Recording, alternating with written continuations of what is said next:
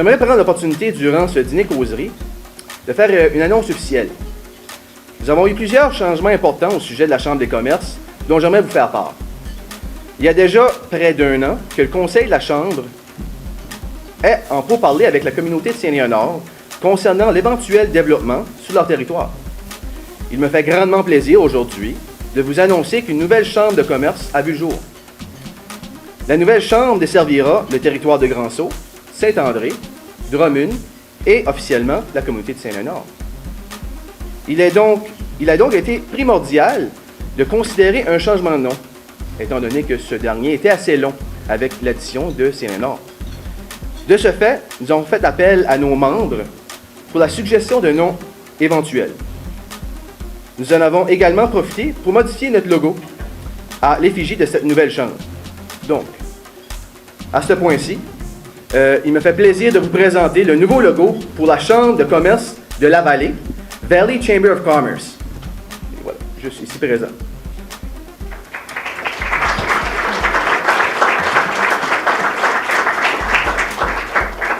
Donc, comme vous pouvez voir aussi, juste à côté, il y a la carte qui démontre aussi notre nouveau territoire de la Chambre de commerce de la Vallée. En termes de stratégie de développement. Globalement, c'est sûr qu'on a besoin d'avoir une vision plus globale du développement régional. On a beaucoup de barrières structurelles qui ralentissent le développement. Au niveau des infrastructures, on a encore des choses à faire. Regardez que la région n'est pas d'aéroport. Je sais que ça nous tanne, puis que ça tanne beaucoup nos maires, etc. Là. Mais si on ne finance pas cette infrastructure-là, regardez, ça nous coupe. Puis comme l'organisateur d'événements, de colloques, c'est ça, je me rends compte, regarde, c'est belle valeur, mais c'est difficile pour cette raison-là. Au niveau gouvernance locale, là aussi, on a un handicap extraordinaire. Tantôt, on regardait la contribution des municipalités. Moi, quand j'ai travaillé avec l'équipe de M. Finn là, sur le rapport, puis on s'était dit au départ, on ne peut pas imaginer là, réduire de façon massive le nombre de municipalités au Nouveau-Brunswick parce que les communautés ne sont pas rendues là encore. Mais on avait comme établi une ville de base, une taille de base. Le Grand-Sault était un peu notre modèle jusqu'à un certain point. On se disait qu'une ville de la taille de Grand-Sault, si elle est bien appuyée au niveau des services régionaux, elle peut faire une différence dans ces communautés. À cette heure, on n'a pas avancé bien là-dedans. C'est-à-dire qu'on se retrouve encore avec notre chapelet de petites municipalités. On a encore un chapelet énorme de DSL où les gens ne participent pas à l'élection municipale. Et ça nous nuit. Ça nous nuit en termes de perte de revenus. D'abord parce que, prenons juste l'exemple de la taxe sur l'essence. La province va chercher 31 millions de dollars par année. Par habitant, c'est 40 $ qu'elle retourne aux municipalités. Nous, il y a 14 400 citoyens dans la région aussi qui vivent dans les DSL. Donc, à chaque année, on perd 600 000 $ de recettes fiscales, simplement parce qu'il y a des gens qui ne vivent pas dans une municipalité, à cause de cette façon-là de distribuer les revenus. Et en plus de ça, on a toute une perte en termes de pouvoir, là, puis de capacité d'intervention, parce que nos municipalités n'ont pas les moyens de leur ambition. Ça, c'est quelque chose qui nous nuit très fortement. Vous comprenez qu'au Nouveau-Brunswick, pour les anglophones, ce n'est pas un problème. Pourquoi? Pas de problème. Saint-Jean est déjà bien structuré, Moncton, Fredericton est là. Mais quand on regarde ça du point de vue dans le Nord, c'est pas la même réalité. Donc, en retardant les décisions à ce niveau-là, le gouvernement provincial nous nuit constamment en termes de capacité de développement économique et de prise en charge de ce développement-là. Au niveau gouvernance régionale, on avance là, avec les commissions de services régionaux, mais je vous dis, on met la charrue avant les bœufs, je pense, dans le sens que si on ne réforme pas les municipalités localement, ça ne leur donne pas plus de moyens pour participer au financement des commissions de services régionaux. Et c'est là que les maires, je vous comprends votre réaction de dire, écoutez, là, on n'a pas plus riche demain matin parce que les commissions de services régionaux ont été créées. Là. On a la même assiette fiscale, puis on a les mêmes responsabilités. Et là, on comprend que la réaction est assez négative. En termes structurels aussi, regardez, l'innovation, c'est l'avenir. On comprend ça.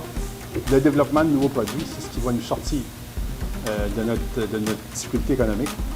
Quand on fait le tour de la région, on se rend compte qu'en termes de recherche et développement, à part des organisations comme le groupe Irving, comme la McCain ici, qui a innové en termes de produits, comme il n'y a peut-être pas une autre entreprise au Nouveau-Brunswick qui l'a fait, il n'y a pas grand... Sortons de là, puis on va se rendre compte qu'il n'y a pas beaucoup de capacité en termes de recherche et développement. Et ça nous nuit terriblement. Moi, je vous disais tantôt, la perte de contrôle qu'on a subie de nos entreprises, c'est une faiblesse importante qu'on a. Ça veut dire que la différence à long terme, elle va probablement venir de nos investisseurs, de nos entrepreneurs locaux. Il faut les appuyer, ces entrepreneurs-là. Et à ce niveau-là, toutes les organisations doivent être mises à contribution pour bien épauler les jeunes qui veulent se lancer en affaires. Et il y en a qui se lancent en affaires dans nos régions puis qui réussissent très bien. Il s'agit de continuer, de supporter leur effort, c'est-à-dire, et on est capable de le faire. Globalement, je me dis, en termes d'organisation de développement économique, l'éparpillement qu'on observe sur le territoire mini, on a beaucoup d'intervenants. Je ne veux pas dire qu'il faut réduire le nombre parce que vous voyez que c'est des organisations à vocation spécifique. La CBDC, le réseau entreprises actuelles, plus les nouvelles organisations qui vont être créées, les chambres de commerce, les municipalités et toutes sortes d'autres organisations. Ce qu'il faut faire, c'est apprendre à travailler plus ensemble pour être sûr qu'on puisse correctement prioriser les dossiers, s'entendre sur une stratégie, puis mettre en œuvre cette stratégie-là. Tout de suite, tout le monde court un peu après des lièvres différents, puis ça finit qu'on n'en attrape pas un. Et c'est ça notre grande affaire.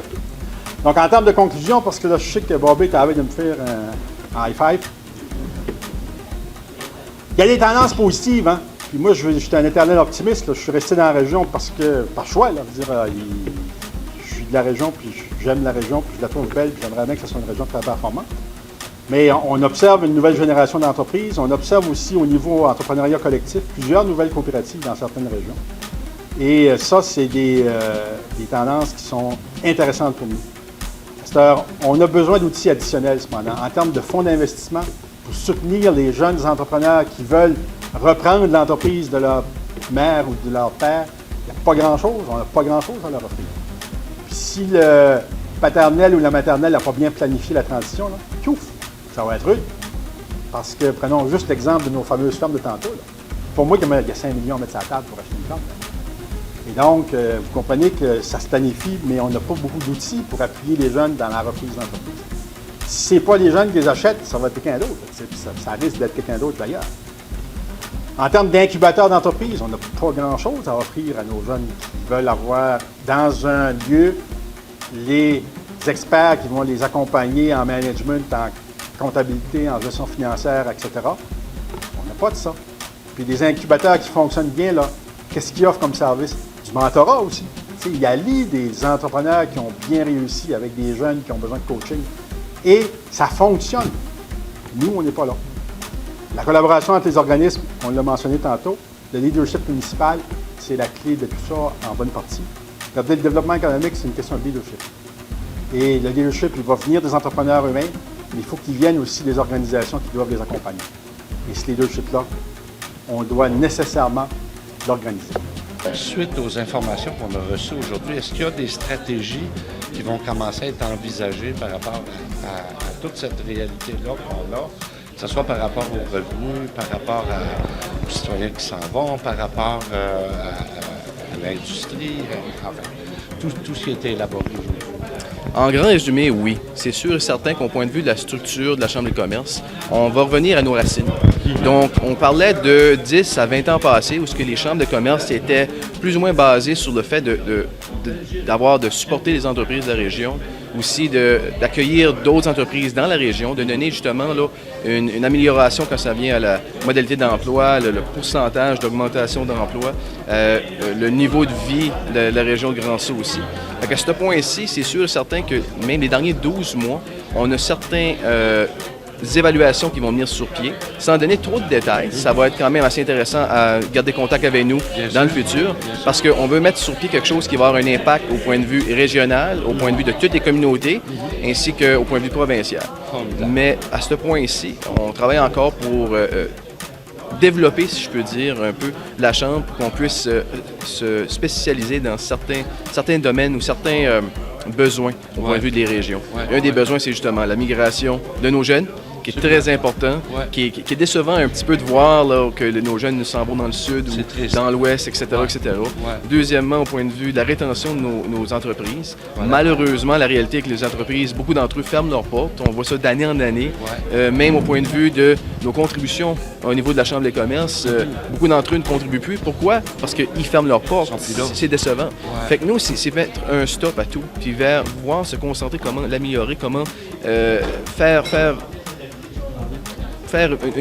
comment dire ça, un revirement, Voilà. si je pourrais dire, Ouais. un revirement au point de vue de l'économie régionale. Ouais. Ouais. On est indirectement une voix pour la communauté, pour nos membres, pour les entreprises de la région, de toute la région de la vallée, si je peux dire. Maintenant, ouais. Officiellement, oui, bien entendu. c'est ça. Puis, point de vue pratique, c'est sûr et certain qu'on est aussi une voix au niveau des communautés, au niveau des maires, etc., au point de vue des conseils. C'est certain qu'eux, on travaille ensemble pour pouvoir grandir, puis pour pouvoir atteindre un objectif qu'on a en commun. Ouais. Puis vraiment, l'objectif spécifique ici, c'est de pouvoir de toutes rassembler ces voix-là pour avoir un impact tant autant économique qu'au point de vue d'agrandissement des régions. Ouais. Fait que vraiment, on est le centre de tout pour que les gens nous approchent, pour justement faire des recherches spécifiques ou établir certains objectifs ou quoi que ce soit, des dossiers spécifiques. Voilà. Alors, Pierre, merci beaucoup. Plaisir.